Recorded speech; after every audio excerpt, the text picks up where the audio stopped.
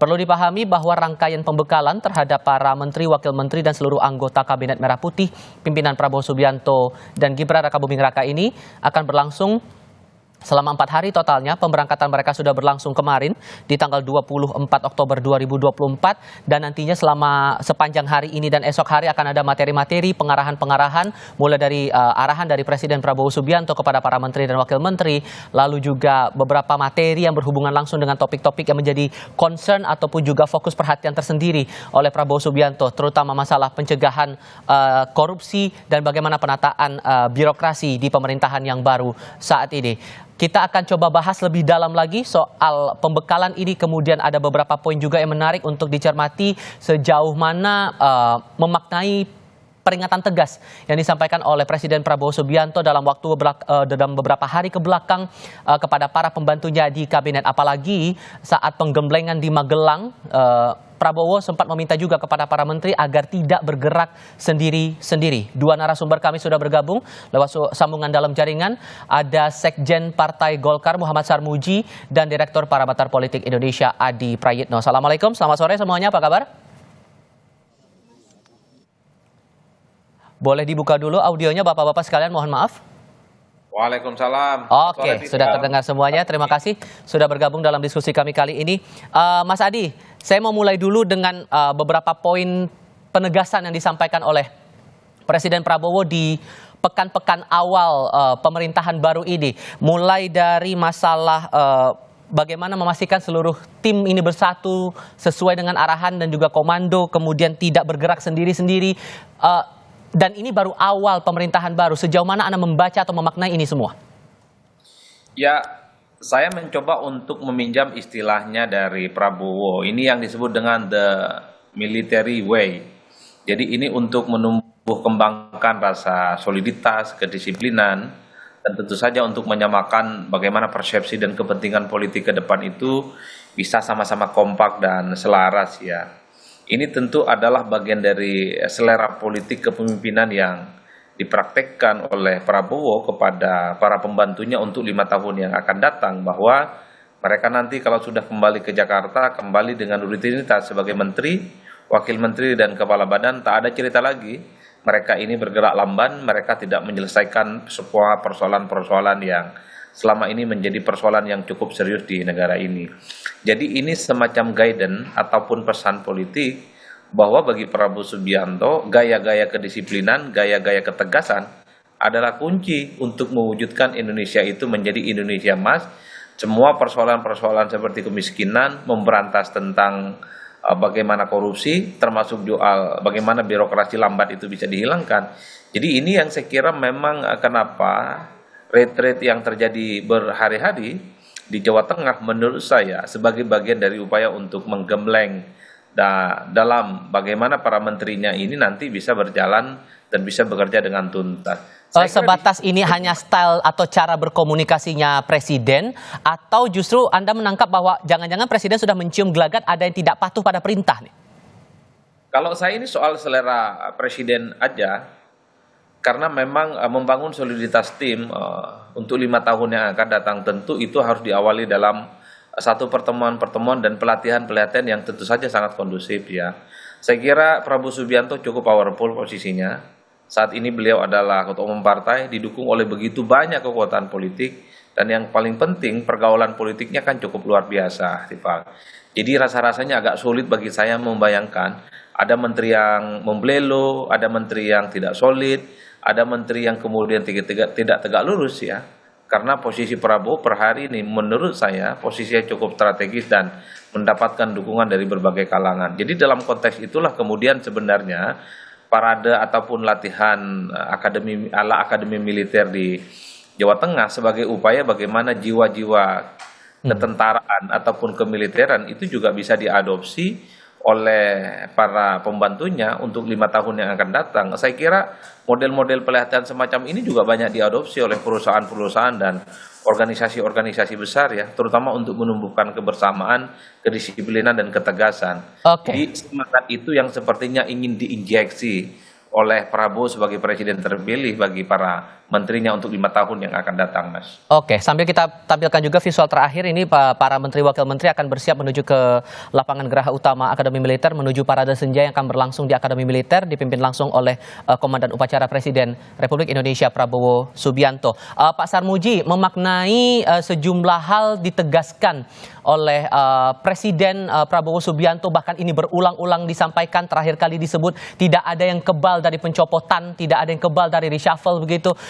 Di Golkar sendiri memaknainya gimana? Apakah ini di internal merasa ketegasan Prabowo ini justru akan membuat bawahan bekerja dalam situasi tegang, takut dan semacamnya? Saya menyambut positif ya usaha Pak Prabowo untuk membangun karakter, bukan hanya personal sebenarnya, tetapi ini untuk membentuk budaya organisasi baru. Secara personal, ini menteri-menteri dilatih untuk lebih disiplin, tepat waktu, juga untuk berkoordinasi dengan antar menteri, antar personal. Tetapi yang lebih penting lagi adalah tumbuhnya budaya baru organisasi kabinet yang lebih solid, lebih terorganisir, lebih cepat melakukan koordinasi, lebih ada sharing satu dengan yang lain, menuju dalam satu titik yang sama, tujuan yang sama. Ini sesuatu yang tidak mudah untuk ditumbuhkan dan dikembangkan. Karena membentuk budaya organisasi itu lebih sulit daripada membina karakter seseorang. Dan ini dicoba dilakukan oleh Pak Prabowo Subianto. Jadi maknanya bukan hanya personal saja secara orang per orang menteri, tetapi juga secara keseluruhan formasi kabinet itu akan lebih terbentuk budaya organisasinya. Oke, Golkar kan punya 8 kader di posisi menteri dan juga wakil menteri. Apakah dengan arahan Prabowo berkali-kali di pekan-pekan awal pemerintahan ini dalam berbagai kesempatan juga ditegaskan lagi oleh DPP pengurus partai kepada para kader yang ada di kementerian bahwa yuk tegas satu arah satu komando, atau ada arahan lain sesungguhnya yang disampaikan internal DPP kepada para kader? Tapi jawabnya nanti ya, Pak Sarmuji, kita akan lanjutkan lagi diskusi kita sambil melihat kondisi di Akmil Magelang Jawa Tengah nanti usai jeda berikut. Masih di Breaking News, kami ajak Anda untuk melihat kembali visual terbaru dari lapangan Geraha Utama Akademi Militer Magelang, Jawa Tengah. Sejumlah menteri, wakil menteri sudah mengarah untuk mengikuti rangkaian parade senja yang nantinya akan dipimpin langsung oleh Inspektur Upacara Presiden Prabowo Subianto. Kemudian informasi terakhir yang kami terima juga akan diikuti oleh sejumlah anggota juga dari Akademi Militer. Yang kami terima informasinya bahwa perwira upacara adalah Sersan Mayor 1 Taruna Irfan Yuda, kemudian Komandan Upacara Sermatutar Aldrian Ahmad Effendi. Kemudian untuk ada pengibaran bendera dan penurunan bendera merah putih juga di sana. Sambil kita melihat visual terbaru, kami juga masih melanjutkan diskusi bersama Adi Prayitno dan juga Pak Sarmuji mewakili Partai Golkar. Pak Sarmuji, melanjutkan diskusi kita sebelumnya, ada beberapa pengarahan tegas sesungguhnya yang sudah disampaikan oleh Presiden Prabowo Subianto dalam berbagai kesempatan. Tapi sesungguhnya dari DPP, apakah juga memberikan arahan kepada 8 kader yang menjadi bagian dari Kabinet Merah Putih ini, Pak?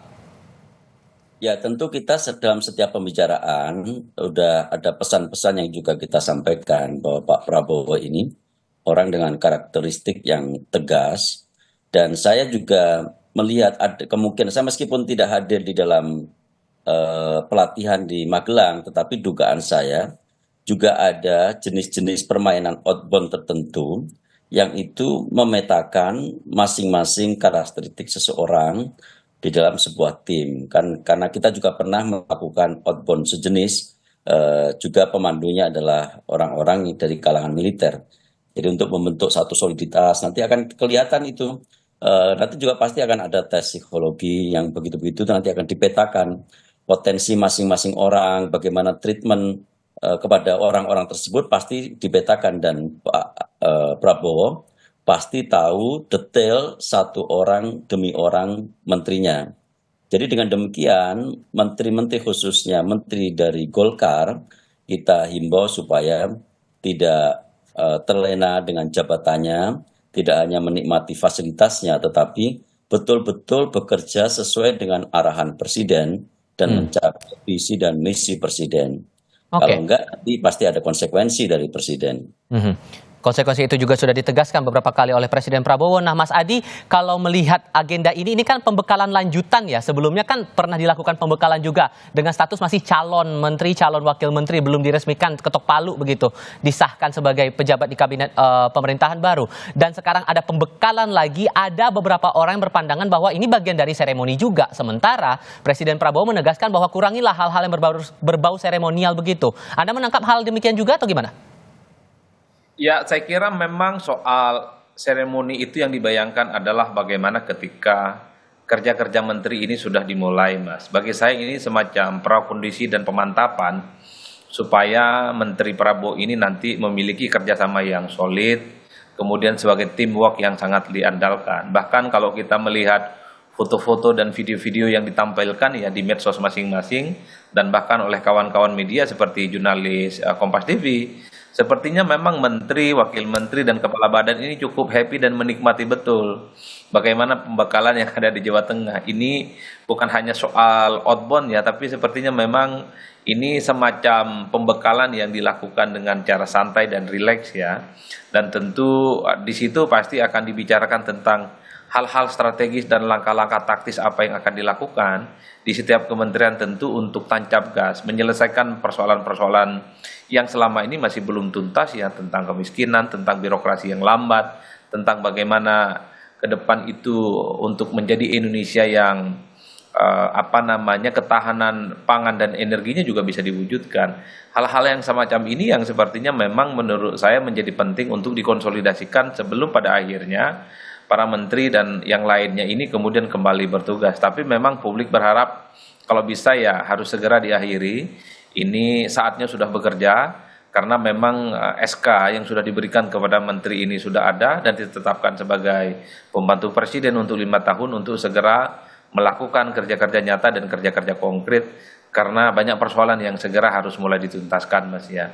Dan tentu publik berharap ini menjadi semacam retreat yang terakhir ya untuk bekerja dan sebagai bekal di 5 tahun. Karena apapun tentu persoalan-persoalan kebangsaan kita butuh totalitas, butuh kontinuitas yang tentu saja itu tidak sederhana.